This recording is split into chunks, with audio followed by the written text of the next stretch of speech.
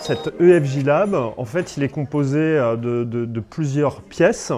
Donc d'abord une pièce principale qui est la newsroom. Donc c'est l'endroit où les étudiants produisent donc des contenus numériques. Donc ils fabriquent des contenus ici à partir de sujets qu'ils vont faire à l'extérieur et qui viennent ici monter. Puis il y a une deuxième partie, il y a des studios d'enregistrement, donc qui sont équipés, j'allais dire, comme les rédactions actuelles. Et avec une particularité néanmoins, c'est que c'est un des premiers studios, un des premiers labs qui permettent de faire du live. Et à la place de caméra, ce sont des smartphones. J'ai vraiment l'impression d'être dans un milieu professionnel, c'est-à-dire dans un cadre professionnel comme une rédaction. Voilà, tout se passe en direct. On a l'actualité, on met la chaîne d'infos en continu, donc on a les infos, tout est connecté, on a les écrans, on a le projecteur qui nous permet de travailler vraiment sur différents supports. Il y a le studio à côté, c'est vraiment hyper pratique pour faire du son. On a les logiciels de montage sur les ordinateurs, on peut tout transférer sur tous les ordinateurs. C'est vraiment super pratique, super rapide et hyper professionnalisant. En fait, l'idée, c'est de travailler dans ce Media Lab en immersion, c'est-à-dire de reproduire exactement, j'allais dire, un lab, comment on travaille dans une newsroom à l'heure du digital aujourd'hui. On est vraiment tout le temps sur le terrain, c'est-à-dire qu'on a des reportages à faire des fois le soir, des fois le week-end. On est vraiment en conditions réelles.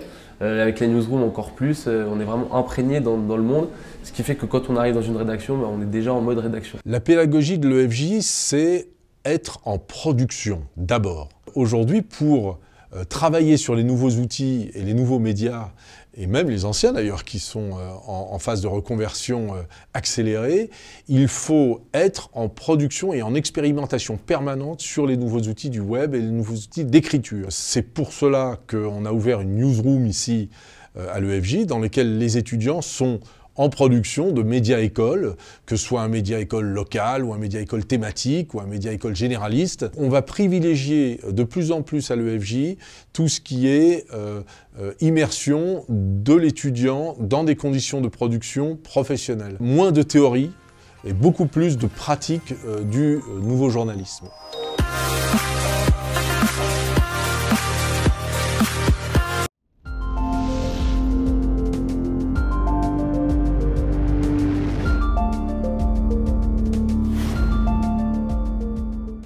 Bonjour à toutes et à tous, bienvenue sur ce nouveau Facebook Live de l'étudiant dans lequel nous allons vous faire rêver sur le nouveau journalisme.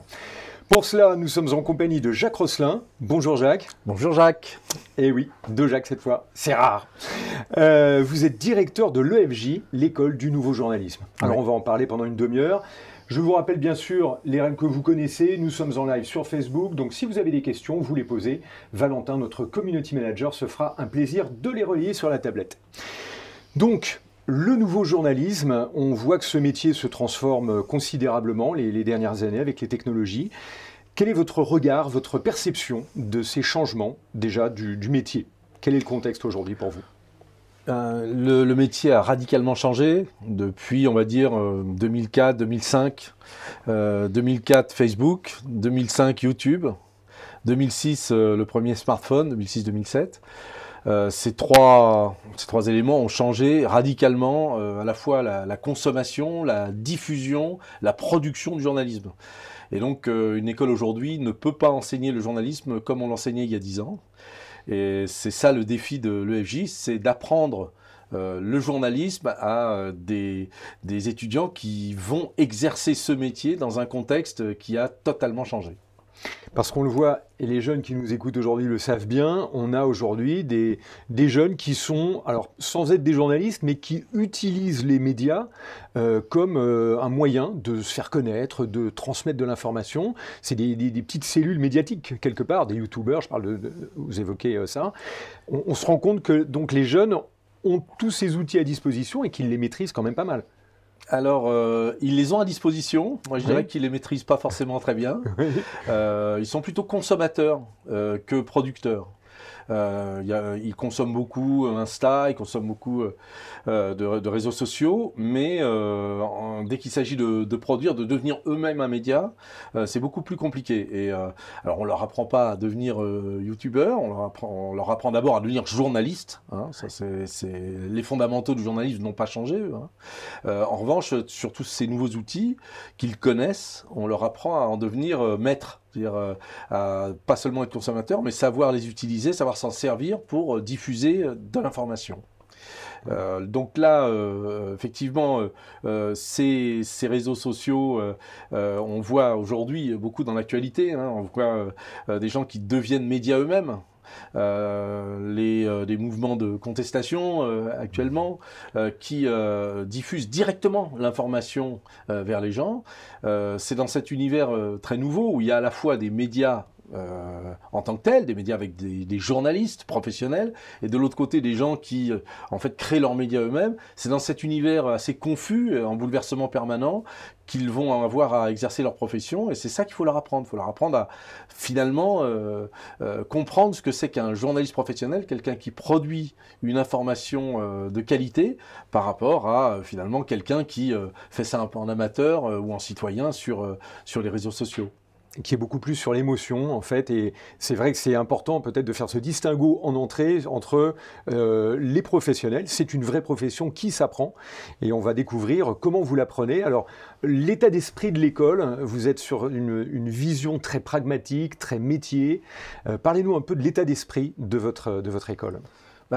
Nous, d'abord, on est une école post-bac. Hein, donc, à la sortie du bac, ce qu'on essaye d'apprendre en 3 ans dans cette école, c'est à la fois les fondamentaux du journalisme, comprendre ce que c'est qu'un journaliste, donc un artisan de l'information, quelqu'un qui veille à la qualité de l'information avec les fondamentaux classiques, je dirais, et en même temps les nouvelles pratiques et les nouveaux outils. Donc, on est sur 2 jambes, hein, à la fois les fondamentaux et puis les nouveaux outils. C'est pour cela qu'on a développé une pédagogie qui est vraiment en situation, vraiment pratique. On n'est pas du tout dans la théorie. On est tout de suite dans un environnement que j'essaie de faire ressembler le plus possible à l'environnement professionnel, la newsroom, le fait de bosser sur le terrain avec son mobile, de travailler sur les réseaux sociaux très vite, donc d'être vraiment dans la pratique. On est une école pratique de journalisme.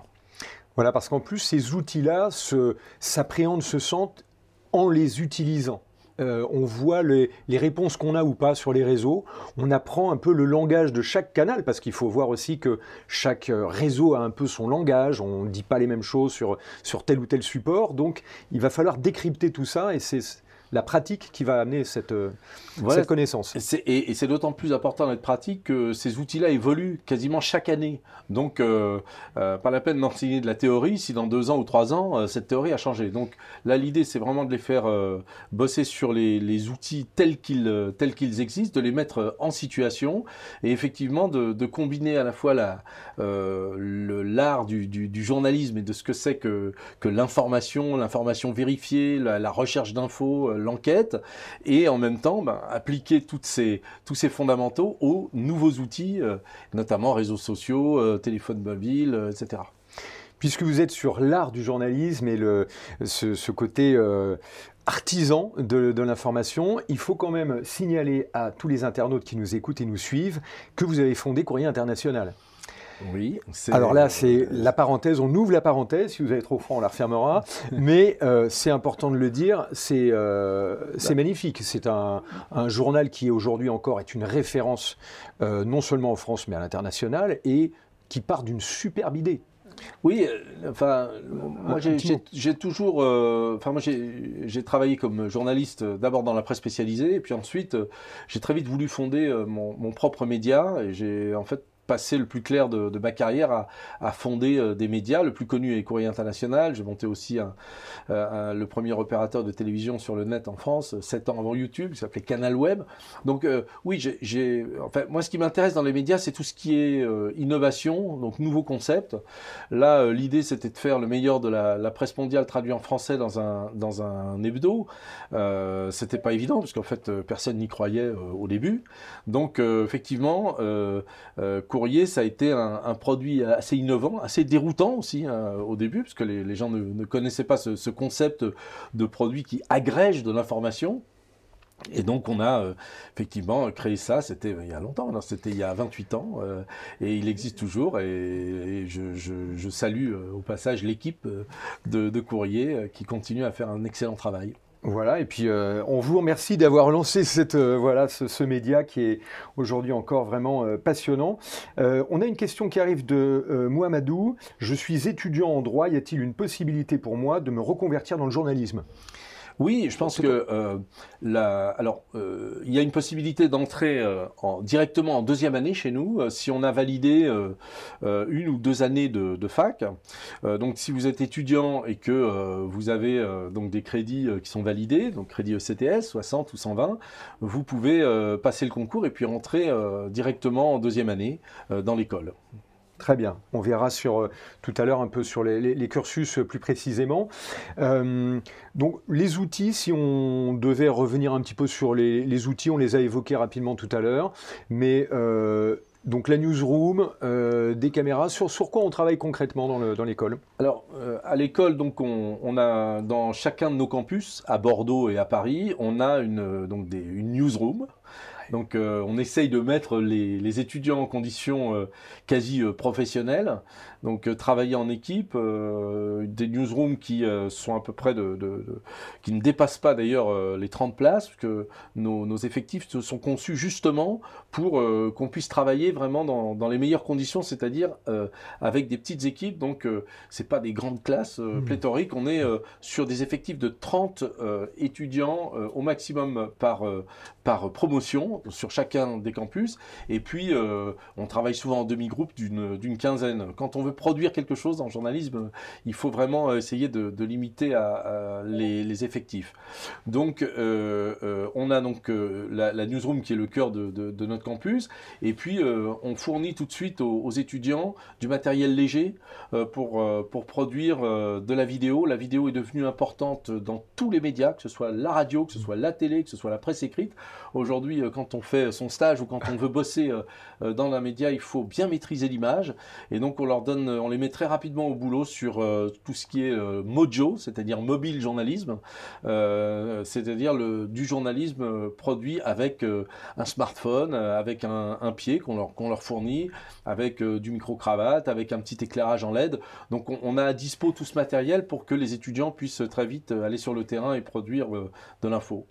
Est-ce que c'est une différence également aujourd'hui? Le journaliste devient autonome, on l'envoie comme ça, il est tout seul. Avant, c'était souvent à deux, il y avait le journaliste avec le cadreur. Aujourd'hui, de plus en plus, on voit une personne qui part et qui va faire un petit montage, un petit sujet comme ça. Est-ce que ça aussi, c'est un changement c'est incroyable, non? Oui, c'est un changement important.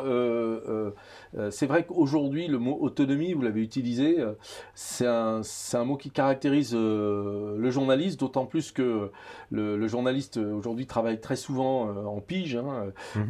Il travaille pour plusieurs médias et on lui demande très vite d'être autonome, d'aller sur le terrain. Et plutôt que d'emmener un matériel un peu lourd, de savoir si son collègue du son ou son collègue de journaliste est là pour l'aider à faire l'interview, il part tout de suite, il a besoin d'être sur le terrain. On l'a vu d'ailleurs là dans les manifs là récemment avec des journalistes qui sont vraiment totalement autonomes avec du son, de l'image. Alors moi, je préfère qu'ils soient en tandem, personnellement, parce que quand on filme, c'est bien d'avoir quelqu'un qui a un regard extérieur et qui peut reposer, qui peut relancer des questions, etc. Parfois même pour des questions de sécurité, c'est bien d'être à deux. Carrément. Donc, voilà, c'est vrai qu'aujourd'hui, les rédactions demandent aux journalistes de plus en plus d'autonomie. Alors, on a des questions qui sont arrivées, notamment, je vais lire celle de Priscilla, comment faire du journalisme quand on sort d'école de commerce. On a eu tout à l'heure le cas avec Mohamedou pour le droit, c'est un peu la même chose, on a des équivalences? Oui, il y a des équivalences, bien sûr. On rentre directement en deuxième année chez nous quand on a validé des années d'enseignement supérieur. Le commerce, c'est bien aussi pour faire du journalisme parce que ça donne une culture économique, de l'économie, des chiffres, qui est importante pour le journaliste débutant, à la fois parce qu'il y a peu de journalistes qui comprennent l'économie, pardonnez-moi, et puis également parce que aujourd'hui on utilise beaucoup les données dans le journalisme, donc le traitement des données, ce qu'on appelle le data journalisme, et les gens qui ont fait des écoles de commerce savent bien manier les tableurs et donc savent bien travailler sur de la statistique et de la donnée. Alors très bien, une autre question. Diduna, qu'est-ce que vous attendez d'un étudiant pour qu'il soit admis à l'EFJ? Pour qu'il soit admis à l'EFJ, il faut d'abord qu'il sache écrire. Alors pardonnez-moi, mais voilà, c'est vrai que vous qui écoutez, qui êtes en train de passer le bac, voilà, il faut que si vous voulez devenir journaliste, même si c'est de la télé, même si c'est de la radio, même si c'est du sport, même si c'est tout ça, il faut que vous sachiez correctement écrire, que vous aimiez lire et que vous aimiez écrire. La base du journalisme reste l'écriture. Maintenant, après, il faut être curieux, je pense. Il faut être curieux de tout.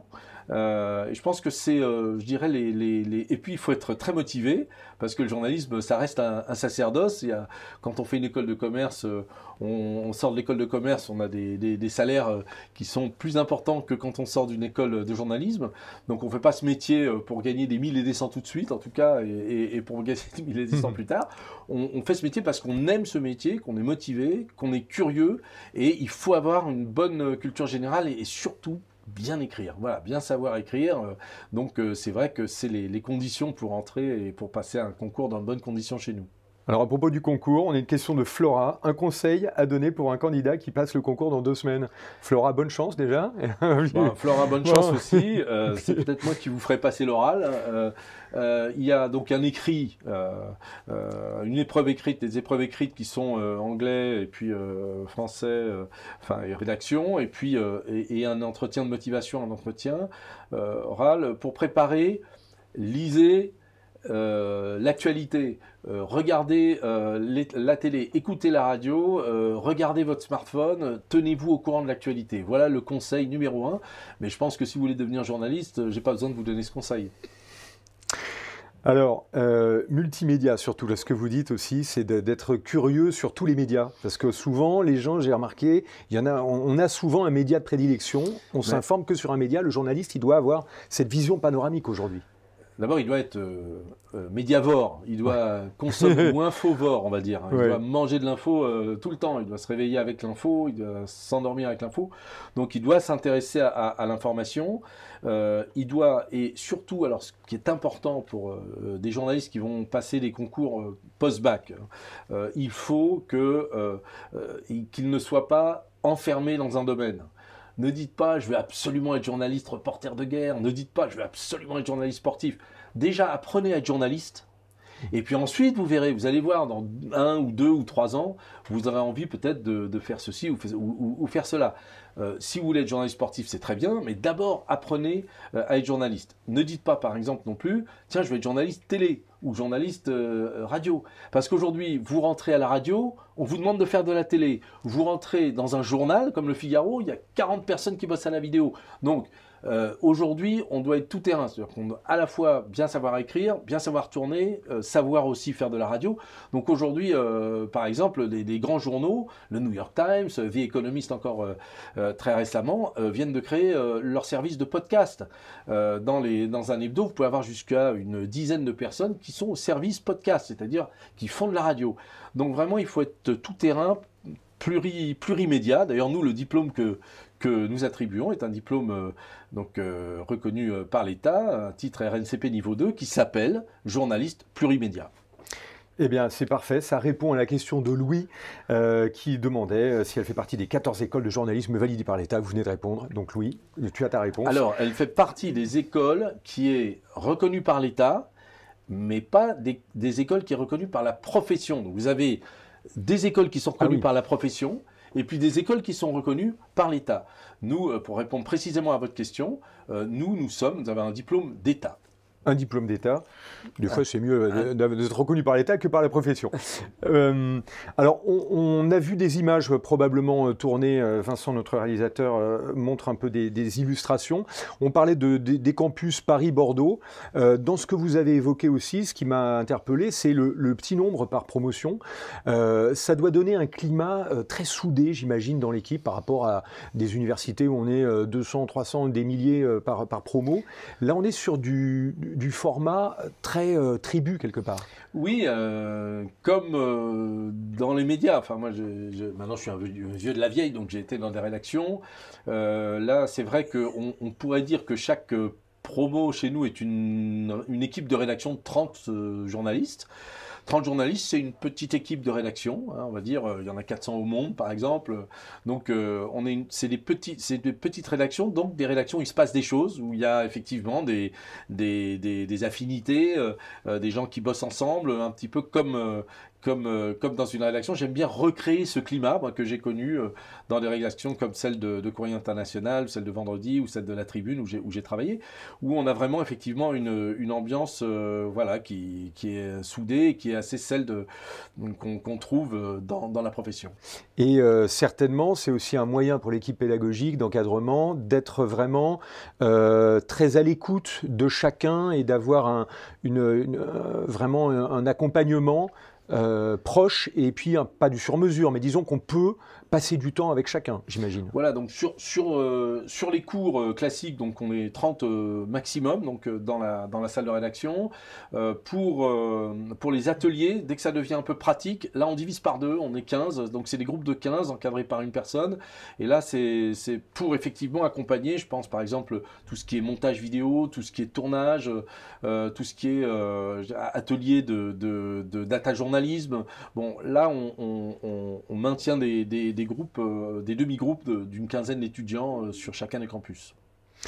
Alors on le voit donc en enseignement, sur les 3 ans, si on parle maintenant du cursus un peu plus précisément, est-ce qu'on va aborder sur les 3 années à la fois l'audiovisuel, l'écrit, comment ça se répartit dans la formation ?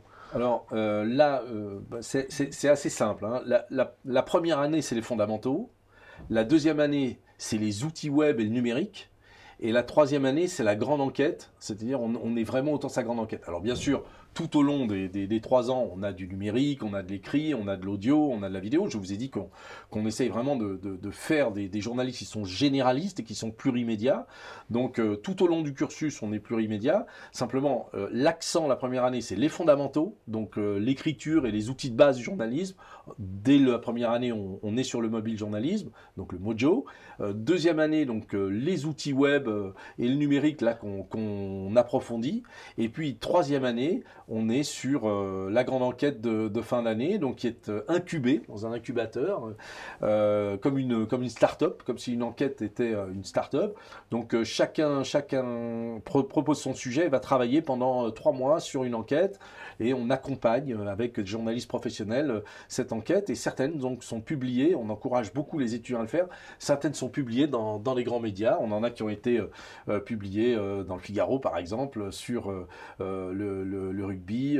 On a des journalistes qui ont réussi à donner leur enquête pour de la télévision. Donc voilà, ce que j'essaye de faire, moi, c'est vraiment de les mettre en contact le plus possible avec le monde professionnel, à la fois avec les profs, qui sont tous des journalistes en activité, avec les partenariats qu'on a avec des médias, par exemple avec Brut, on fait un challenge tous les ans, et puis au moment des stages, ça va de soi, et puis dans les grands congrès, par exemple les assises du journaliste de Tours, on participe, on produit même le journal des assises, on a fait un journal aux assises. Puisque vous en parlez, je vais le montrer. Voilà, donc ça c'est lors des assises de Tours en 2018, on a fait ce journal avec les étudiants, on a fait avec Street Press, nos amis de Street Press, on a fait aussi ce journal. Donc on essaye vraiment de faire des partenariats avec les professionnels pour maintenir les étudiants en contact avec ce monde qu'ils vont connaître. On est obligé de le faire parce qu'il faut qu'ils soient formés en 3 ans dans notre école et qu'ils puissent sauter dans le grand bain après la 3e année, qu'ils sont professionnels, ils sont sur le marché du travail. Hein. Voilà, disons-le pour préciser un peu aux internautes qui nous suivent aussi. Donc 3 ans, le jeune est opérationnel, il peut commencer à travailler. S'il le souhaite, il peut prolonger peut-être par un master sur 2 ans. Mais au bout de 3 ans, il a le bagage, le savoir-faire, la maîtrise des outils suffisante pour se jeter et y aller, quoi. C'est un journaliste plurimédia, c'est un journaliste formé aux nouvelles technologies du journalisme et qui a les fondamentaux. Maintenant, c'est vrai que s'il veut poursuivre, il peut, grâce aux équivalences, hein, il a 180 crédits ECTS, il peut tout à fait poursuivre vers un master plus spécialisé. S'il veut par exemple se spécialiser dans le tournage de documentaires ou le sport, il peut tout à fait continuer. Mais après 3 ans, moi, ma mission, c'est que les jeunes, les étudiants soient opérationnels dans une rédaction ou en freelance. Parlons un petit peu de l'international maintenant, où on en est avec l'anglais et puis quelles sont les perspectives ou les ouvertures qu'ils peuvent avoir sur l'international. Donc déjà l'anglais, est-ce que ça a une... L'anglais c'est important parce que l'anglais, il faut, enfin moi ce que je demande aux étudiants qui rentrent et qui passent le concours, c'est pas d'être capable d'écrire un article en anglais. Il faut qu'ils puissent déjà écrire un bon article en français.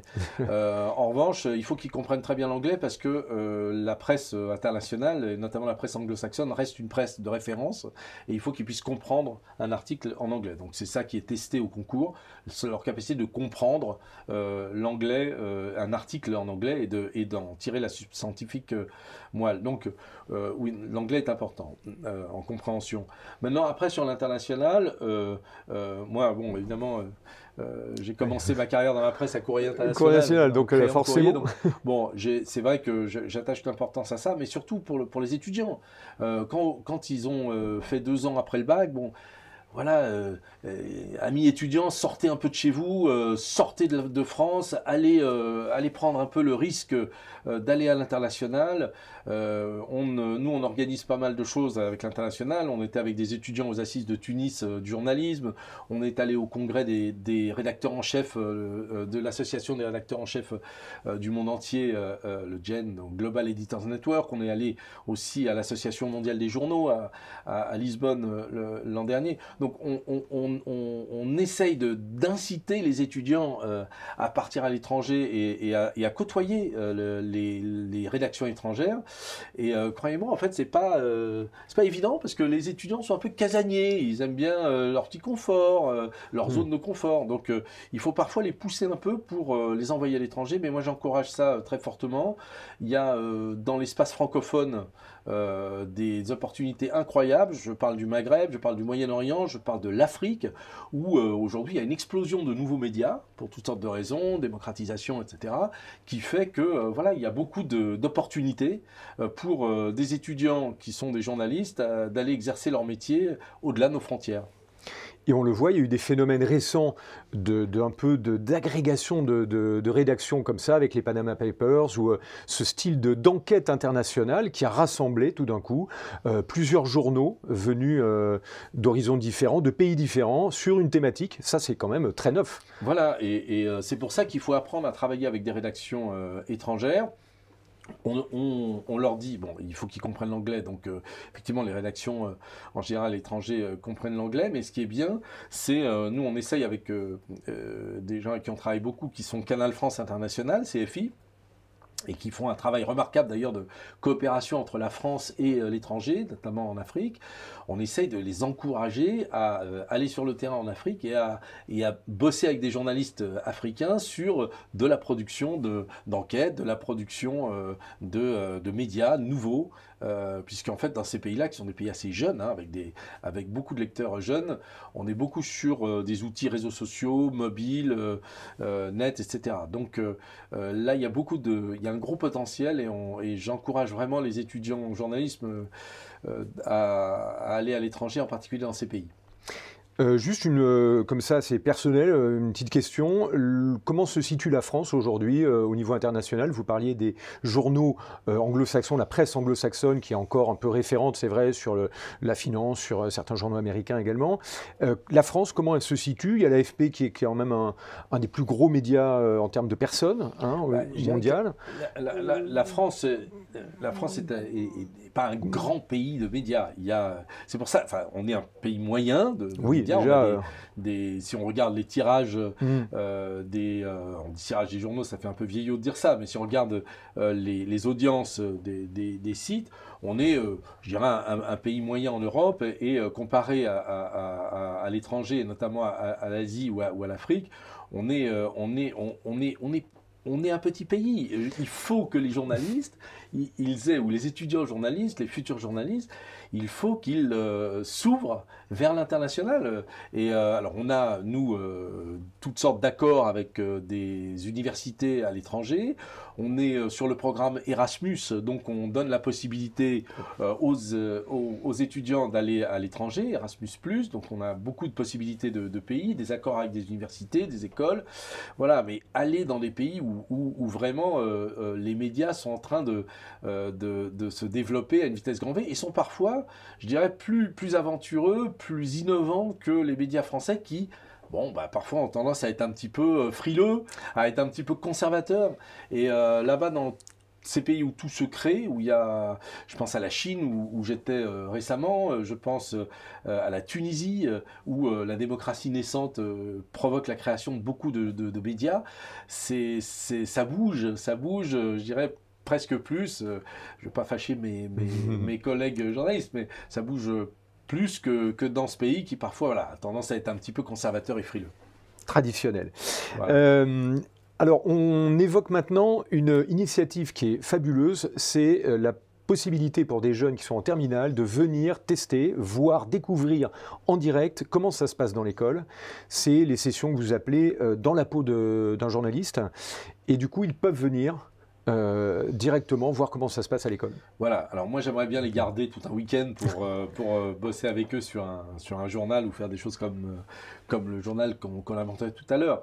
Mais bon, en général ils n'ont pas le temps, ils ont d'autres chats à fouetter, donc on les invite à venir le samedi matin, il reste une matinée et on les met dans la peau d'un journaliste. C'est-à-dire que on les met dans la salle de rédaction et puis on travaille comme si on était dans une rédaction, comme si on devait aller faire un reportage, comme si on devait aller tourner quelque chose, comme si on devait passer à l'antenne rapidement, là comme vous maintenant, pour dire pour donner une info. Donc on appelle ça dans la peau d'un journaliste. Ça leur permet non seulement bien sûr de connaître les équipements de l'école et de voir comment, enfin, dans quel esprit on bosse, mais ça leur permet également de comprendre un peu ce métier. Parce que là, on en a fait là dernièrement, et je dis alors, vous en avez pensé quoi de cette matinée là dans la peau d'un journaliste? Et il disait, bah, j'imaginais pas que le journaliste était comme ça, je pensais pas. Ouais. Bon, donc c'est vrai que parfois les jeunes ont une vision un peu fantasmée du journalisme, avec voilà, on prend des notes, le crayon dans le chapeau et tout. Bon, non, ou reporter de guerre, ou je ne sais quoi, ou commentateur d'un match. Mais quand on fait ça pendant une matinée avec des vrais professionnels, tout à coup, on comprend ce que c'est que ce métier, et puis bah ça peut déclencher une vocation, ça peut donner envie de continuer. Toujours cet état d'esprit du terrain, j'apprends, le pratique. Voilà, d'être sûr vraiment de l'information pratique. Moi, je dirais qu'on est l'école pratique du journalisme numérique. Voilà. Excellent. Donc, on vous retrouve l'école et puis tous les programmes sur le site. On le donne. EFJ.fr. EFJ.fr. Il y a beaucoup d'infos. Il y a même les enquêtes de nos étudiants. Voilà, vous pouvez voir ce qu'on est capable de faire après 3 ans dans l'école. Génial. À découvrir donc sur le web. Merci beaucoup, Jacques. Merci, et puis, Jacques. On se donne rendez-vous la semaine prochaine pour un nouveau live.